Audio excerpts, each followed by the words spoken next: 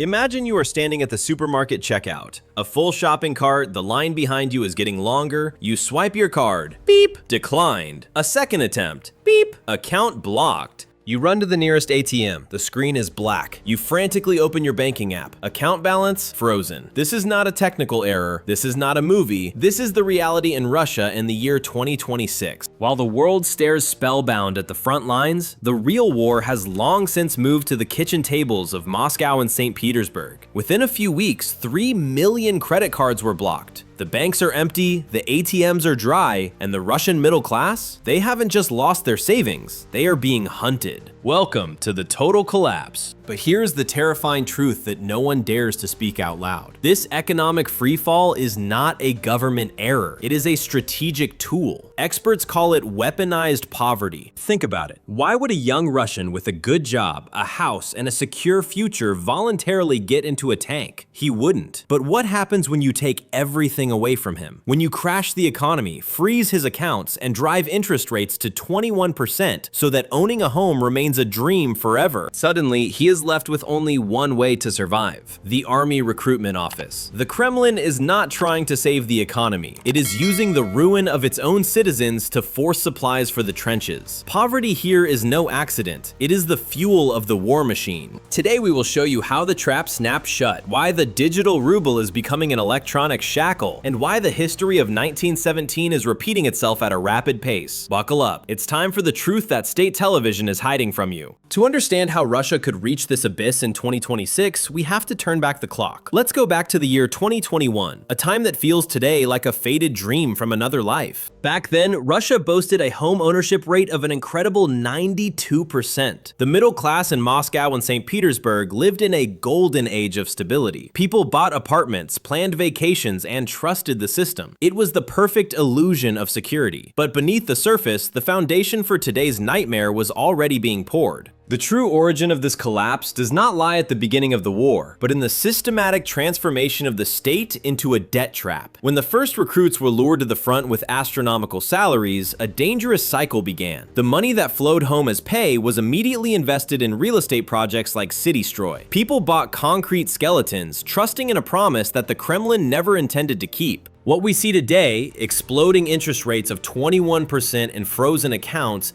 is not an economic failure. It is the completion of a plan. The Kremlin realized a citizen with savings and a paid-off house is difficult to control. He has demands. He wants peace. But a citizen whose existence has been destroyed, whose bank account is blocked, and whose apartment is on the verge of foreclosure, that person is desperate. And desperation is the most efficient recruitment method in the world. History is repeating itself here with terrifying precision. In 1917, the Tsarist Empire did not collapse because the army was defeated, but because the bread lines in St. Petersburg became unbearable. The people realized that their leader had nothing more to offer them except death. The path from the apparent stability of 2021 to the weaponized poverty of 2026 was no accident. It was a calculated raid. The elite did not lead the country into ruin because they were stupid, but because a ruined people climb into tanks more easily. The historical context shows the greatest threat to the Russian has always been their own state. And now, in 2026, the mask has finally fallen. To understand why Russia stands at the abyss in 2026, we must tear off the mask of economic stability. What we are seeing here is not mere mismanagement. It is the anatomy of a controlled crash in which the state goes to war against its own people on the financial battlefield. The main actors in this drama are not generals, but technocrats. At the top, the central bank. With a key interest rate of 21%, it has not just bent, but shattered the backbone of the Russian middle class. In a normal world, such a rate serves to curb inflation. In Russia, it serves to make private property impossible. Who can run a business or feed a family when loans are unaffordable and savings at Sberbank are de facto state property? Here we encounter the theoretical foundation of this madness: prescribed poverty. The The core problem is a perverse logical error in the Putin system. A citizen with a paid-off house and savings is a danger to the regime. Why? Because he has a choice. He can say no. But a man whose apartment is nothing more than a concrete ruin due to the fraud of construction companies like CityStroy, whose accounts are frozen and whose mountain of debt grows daily, no longer has a choice. Poverty has been instrumentalized as a weapon. The state systematically destroys every private basis of existence to leave only one way out: military pay. The recruitment bonus is not a bonus, it is the ransom the state pays for a life that it previously ruined itself. But the conflict goes deeper. We are witnessing the transition from physical to total digital control. The digital ruble is not the future of payment, but the ultimate electronic shackle. The moment cash disappears and every transaction can be stopped by the Kremlin at the push of a button, individual freedom ends. This is the bitter reality of the core problem. The regime has realized that it can only finance the war abroad if it expropriates the people at home. The elite did not lead the country into ruin because they were stupid, but because a ruined people climb into tanks more easily. The actors are clearly defined: a desperate Kremlin trading human lives for time, and a population that is just realizing that its greatest threat is not NATO, but its own bank card showing access denied at the ATM. The question is no longer whether the system will collapse. The question is what happens when millions of people realize they have nothing left to lose but their chains. Behind the chaos on the streets lies an ice-cold technical logic. The Russian central bank no longer operates according to market laws, but according to the rules of a siege economy. It is not an accident, it is a construction. The first lever in this mechanism, the key interest rate of 21%. In any normal economy, that would be an immediate cardiac arrest for investment. But here, it is intentional. This astronomical interest rate serves as a vacuum cleaner that sucks the last liquidity reserves of the citizens into the state banks. The goal is to cover the massive budget deficit of the war machine with the savings of the population. Anyone who takes out a loan in Russia today is not signing a financial document, they are signing their own enslavement. Structural debt is now so deep that repayment under civilian conditions has become mathematically impossible. Parallel to this, we see the architecture of real estate fraud. Giants like CityStroy are not black sheep. They are the product of a system based on exploitation. The principle is a state-sanctioned pyramid scheme. Advance payments from soldiers' families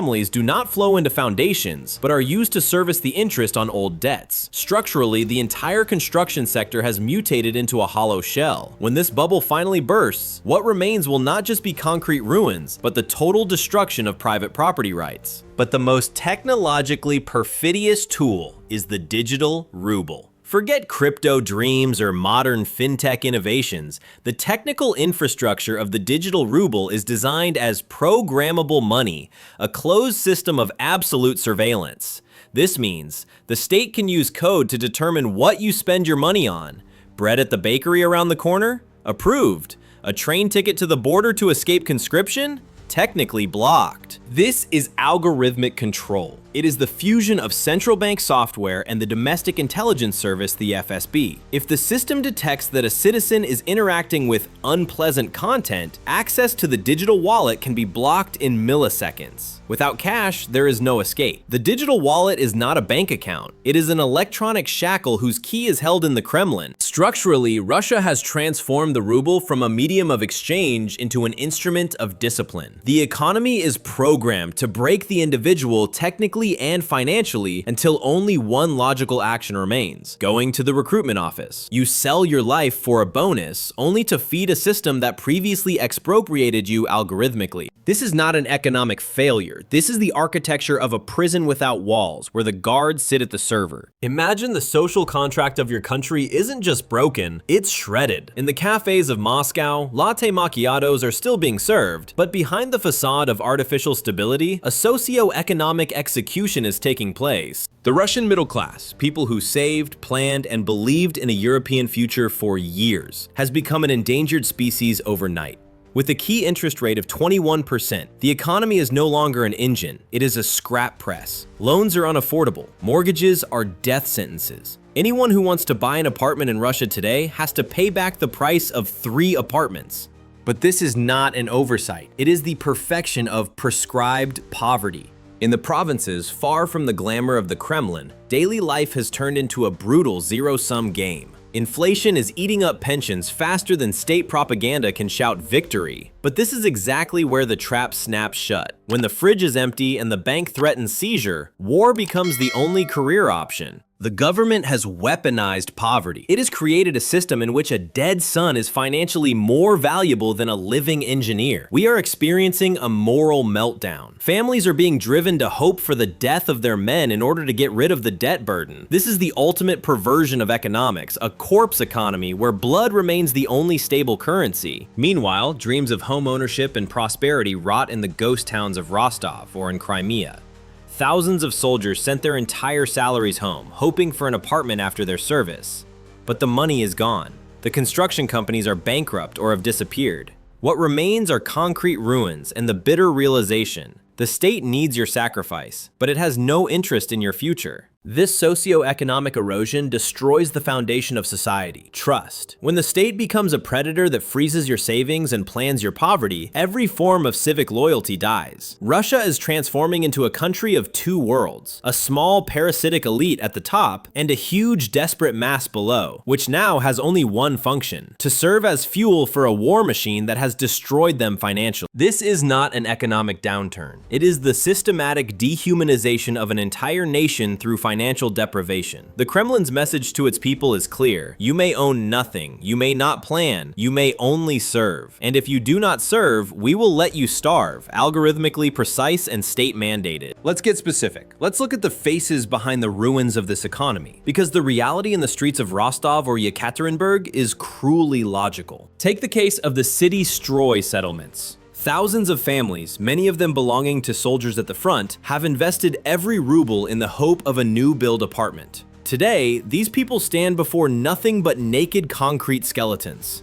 In Rostov-on-Don, these ruins tower into the sky like gravestones. While the men fight in Ukraine to pay for these apartments, the construction companies have long since disappeared with the billions, often under the protection of local governors. One widow of a fallen soldier recently reported anonymously, "My husband died for a piece of paper that is now worthless. The construction company is bankrupt, the bank is still demanding interest, and the state says it was a private risk." This is not fraud, it is systemic expropriation. Or consider the fate of the Russian middle class through the lens of the 21% interest rate policy. Imagine Dmitry, an IT specialist from Novosibirsk. He had a dream, a small business, a loan for his house. But when the central bank sent interest rates into the stratosphere, his monthly payments exploded. In a normal economy, Dmitry would file for bankruptcy and start over. In Putin's Russia, the bailiff shows up shortly after the payment reminder, but he doesn't bring a seizure seal for the furniture. He brings a form from the Ministry of Defense. Dmitry is presented with a choice: total financial ruin, the loss of his parents' apartment, and social exile, or a signature for service at the weapon. The signing bonus of 2 million rubles is not an incentive, it is extortion money. The state first made Dmitry's life unaffordable, only to then buy it from him cheaply. This is weaponized poverty in action. And for those who believe they can save themselves in the digital world, the pilot project of the digital ruble provides the final warning. In Moscow, accounts of activists and even ordinary citizens who took part in unauthorized gatherings have already been flagged by algorithm. This is no longer money in the traditional sense. It is a voucher that only works for certain goods or in certain regions. We see reports of people whose digital wallets suddenly could no longer buy tickets for long-distance trains after they criticized inflation on social networks. These examples show economic destruction is not collateral damage of the war. It is the Kremlin's most effective tool of control. Those who are hungry do not protest. Those who have debts do not ask questions. And those who are digitally leashed have ceased to be free people. These individual fates are the harbingers of a society in which survival is directly linked to unconditional submission. The state is no longer the protector of property. It is the ultimate robber. Where does this path lead? We are not facing a mere recession. We are observing the birth of a new digital feudalism. Experts agree, the Kremlin has passed the point of no return. The Russian economy today is a one-way street leading directly to total mobilization. But what does the end game look like? The first forecast is grim: the complete eradication of private property. In a world where bank accounts are frozen and apartments are expropriated through state-directed fraud systems like CityStroy, there are no more citizens. There are only supplicants. When the state is the only one distributing bread, digital rubles, and a salary, Individual freedom is over. But this system carries the seeds of its own destruction. History does not repeat itself, but it rhymes. In 1917, the Tsarist Empire did not fall because of a lost battle, but because of the endless bread lines in Petrograd. When inflation permanently breaks the 30% mark, and even the blood money bonus for soldiers is no longer enough to feed a family, the social contract finally breaks. Is there a way out? Theoretically, yes. A radical departure from the war economy, the return of stolen savings, and an opening to the world market. But that is impossible under the current leadership. For the Putin system, economic ruin is not an accident, it is its raison d'etre. Without artificially created poverty, there would be no volunteers for the front. The true solution will therefore not come from the air-conditioned offices of the central bank, but from the desperation of the street.